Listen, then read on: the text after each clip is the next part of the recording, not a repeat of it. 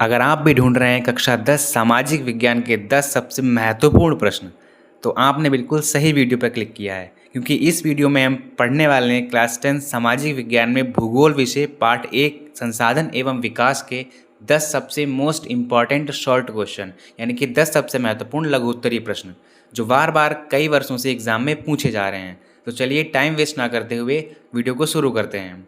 सबसे पहला प्रश्न हमें दिया हुआ है, पहाड़ी क्षेत्रों में मृदा अपरदन की रोकथाम के लिए क्या कदम उठाने चाहिए। देखिए, इस टाइप के प्रश्न इसलिए महत्वपूर्ण हो जाते हैं क्योंकि कुछ पिछले वर्षों में ऐसा देखा गया है कि बोर्ड एग्ज़ाम में ऐसे प्रश्न पूछे जाते हैं जिनसे स्टूडेंट से खुद पूछा जाता है कि उनके क्या विचार हैं, वे इस कथन पर अपने क्या विचार प्रस्तुत करना चाहते हैं। तो उस पॉइंट ऑफ व्यू से ये क्वेश्चन इंपॉर्टेंट हो जाता है, क्योंकि इसमें आपसे खुद पूछा गया है कि पहाड़ी क्षेत्रों में मृदा अपरदन को रोकने के लिए क्या कदम उठाने चाहिए। इसमें आपकी समझ और सूझबूझ देखने के लिए वे ऐसा प्रश्न पूछते हैं।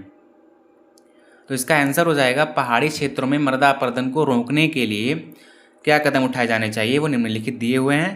पहला है, ढाल वाली जमीन पर समोच्च रेखाओं के समांतर हल चलने से ढाल की गति कम होती है, इसलिए ऐसे क्षेत्रों में समोच्च जुताई और प्राथमिकता दी जाए।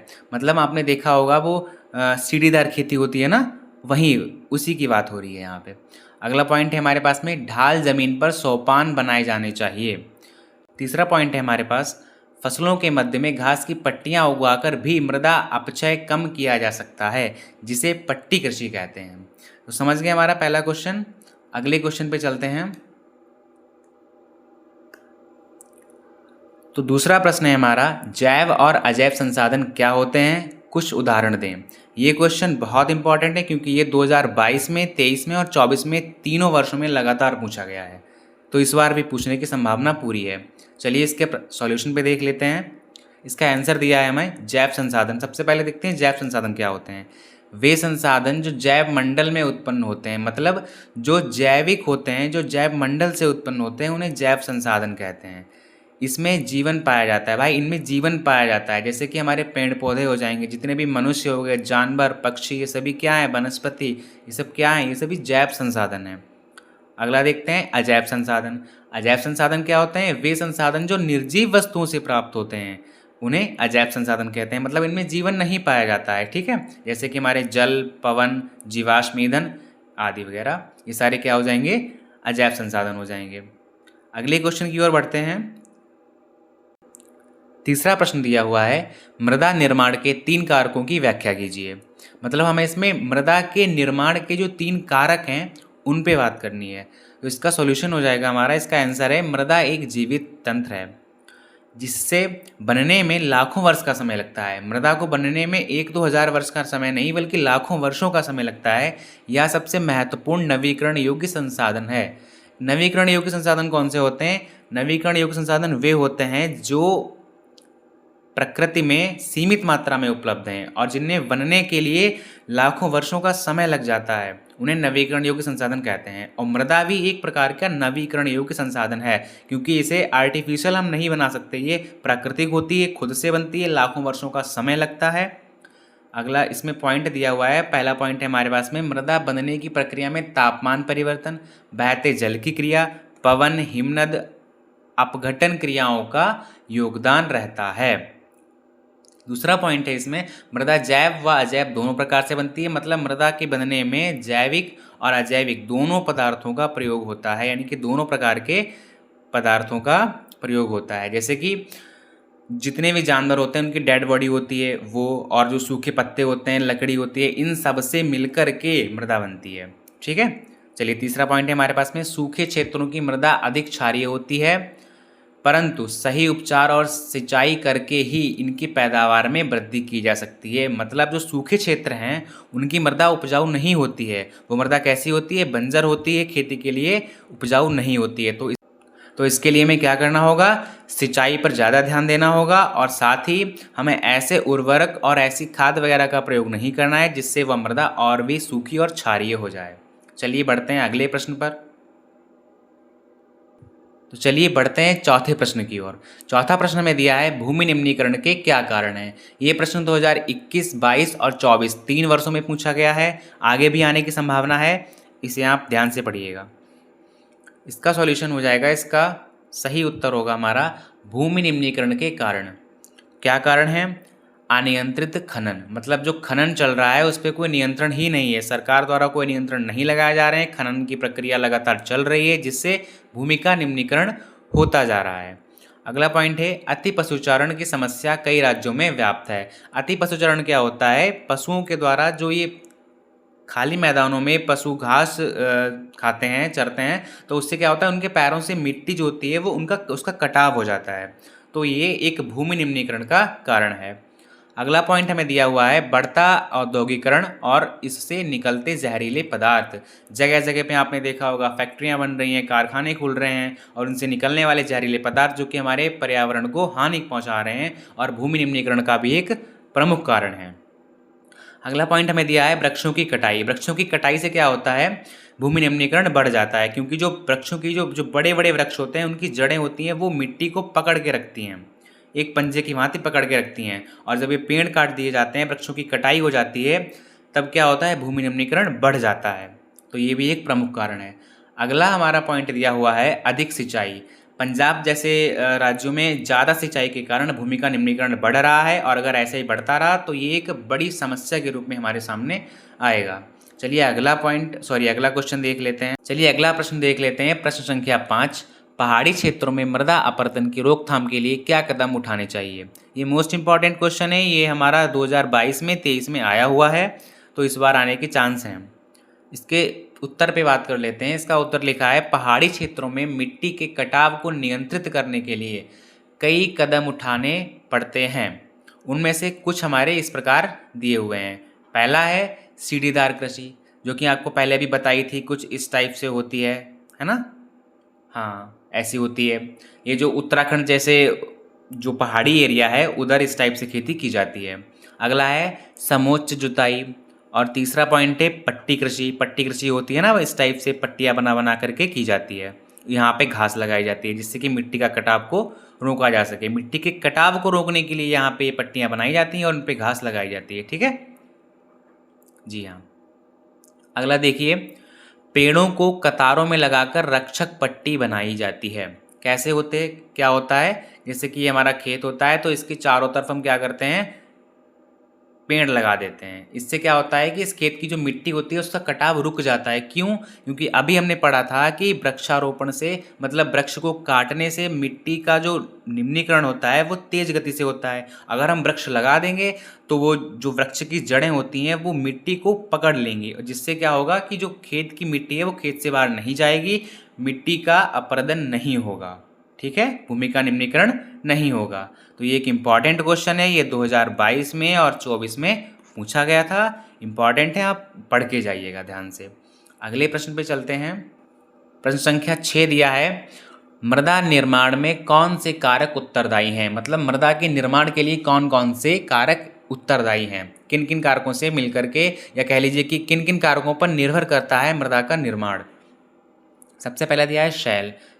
अगला पॉइंट है हमारा जलवायु, यानी कि जलवायु भी वैसी होनी चाहिए, उसके अनुकूल होनी चाहिए जिस मृदा का निर्माण होना है वहाँ पर। अगला हमारा पॉइंट आ जाता है पेड़ पौधे। पेड़ पौधे का होना भी ज़रूरी है, क्योंकि मैंने बोला था मृदा के निर्माण में जैव और अजैव दोनों तरह के पदार्थों की आवश्यकता होती है। पेड़ पौधे हमारे जैविक पदार्थ हो जाते हैं। अतिचारण और वर्षा, ये भी मृदा निर्माण में उत्तरदायी हैं। यहाँ पे अतिचारण नहीं होगा, इसको आप कट कर लीजिए, पता नहीं कैसे यहाँ पे लिख गया है। ठीक है, ये नहीं होगा यहाँ पे। चलिए नेक्स्ट क्वेश्चन पे बढ़ते हैं। तो प्रश्न संख्या 7 में दिया हुआ है भूमि संरक्षण के कुछ उपाय बताइए। तो भूमि संरक्षण के कुछ उपाय बताने हैं जो कि निम्नलिखित दिए हुए हैं। पहला है भूमि के अनुचित प्रयोग पर रोक। जो भूमि का अनुचित प्रयोग हो रहा है उस पर हमें रोक लगानी चाहिए, सरकार को उस पर रोक लगानी चाहिए। वन अर्थात फॉरेस्ट के कटाव पर रोक लगानी चाहिए। वनों के कटाव पर रोक लगाएंगे तभी हम भूमि निम्नीकरण को रोक पाएंगे, भूमि का संरक्षण हो पाएगा।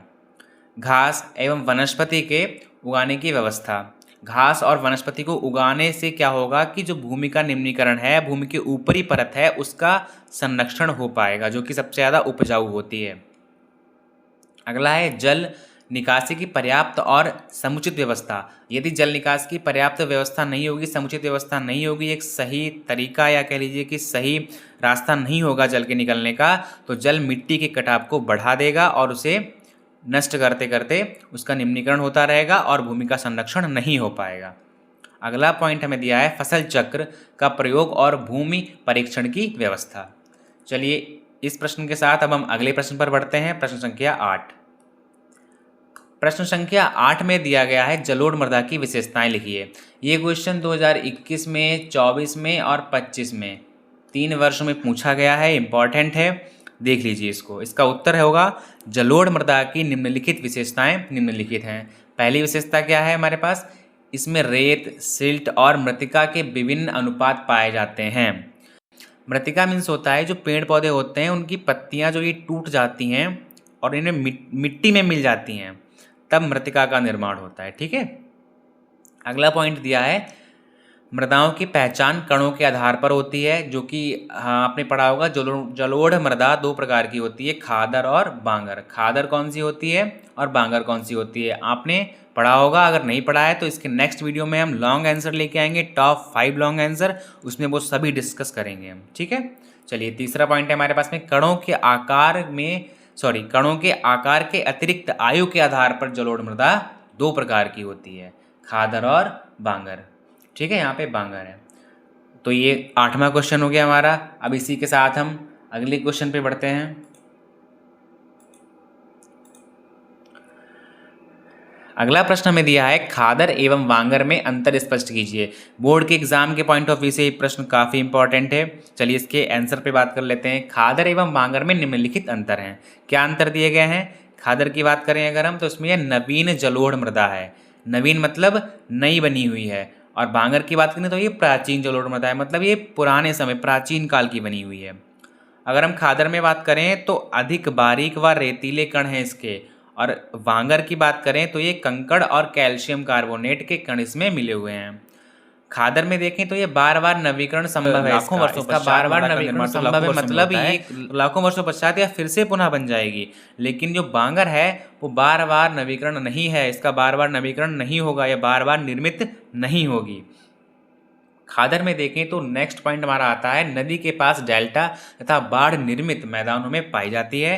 और ये जो बांगर की बात करें तो ये हमारी कहाँ पाई जाती है? नदी से दूर ऊंचे स्तर पर पाई जाती है। ठीक है। चलिए इसी के साथ हम नेक्स्ट क्वेश्चन पे बढ़ते हैं। लास्ट प्रश्न होने वाला है प्रश्न संख्या 10, संसाधनों का वर्गीकरण को लिखिए। संसाधनों के वर्गीकरण को हमें समझाना है। तो ये किस प्रकार से होता है? नंबर 1 हमें दिया हुआ है उत्पत्ति के आधार पर। उत्पत्ति के आधार पर संसाधन कितने प्रकार के होते हैं? 2 प्रकार के होते हैं, जैव और अजैव। जैव कौन से होंगे? जो जीवों से प्राप्त होंगे। और अजैव कौन से होंगे? जो निर्जीवों से प्राप्त होंगे।